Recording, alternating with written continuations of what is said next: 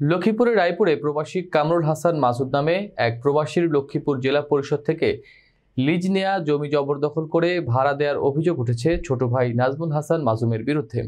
জানা যায়, গত 22 নভেম্বর 2022 তারিখে জেলা পরিষদ নির্বাহী কর্মকর্তা কুলপ্রদীপ চাকমার স্বাক্ষরকৃত লিজের অনুমতিপত্র হাতে পায় ভুক্তভোগী কামরুল হাসান। অনুমতিপত্রে দেখা যায়, ফরিদগঞ্জ পুরাতন রাস্তার পূর্ব পাশে বর্ডার বাজার CS খতিয়ান 905 এর 2996 দাগে লক্ষ্মীপুর জেলা পরিষদের মালিকানাধীন ভূমি হতে সর্বমোট 260 বর্গফুট জমি প্রতি ফুট 6 টাকা হারে 1 বছরের জন্য অস্থায়ী লিজ নেয় মাসুদ, যা পরবর্তীতে কামরুল হাসান মাসুদের আবেদনের পরিপ্রেক্ষিতে মেয়াদ বেড়ে 30 জুলাই 2024 তারিখ পর্যন্ত বহাল করা হয়।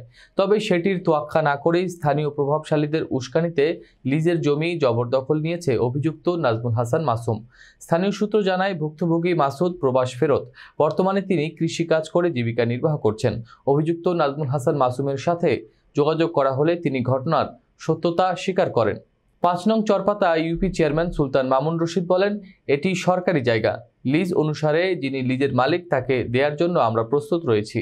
বিবাদীকে দোকান ছাড়ার জন্য নির্দেশনা দেওয়া হয়েছে। উভয় পক্ষ আসলে সমাধানের চেষ্টা করা হবে।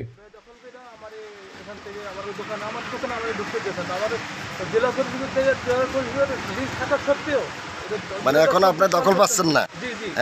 এখন জেলা পরিষদের কাছে এবং প্রশাসনের কাছে আপনি কি দাবি করতেছেন? জেলা পরিষদের কাছে এবং প্রশাসনের কাছে আমি এই দাবি করতেছি যে আমার এই জিনিসটা সুস্থ তদন্ত করে আমার জিনিসটা যদি আমি ফিরে পাই আমার হক।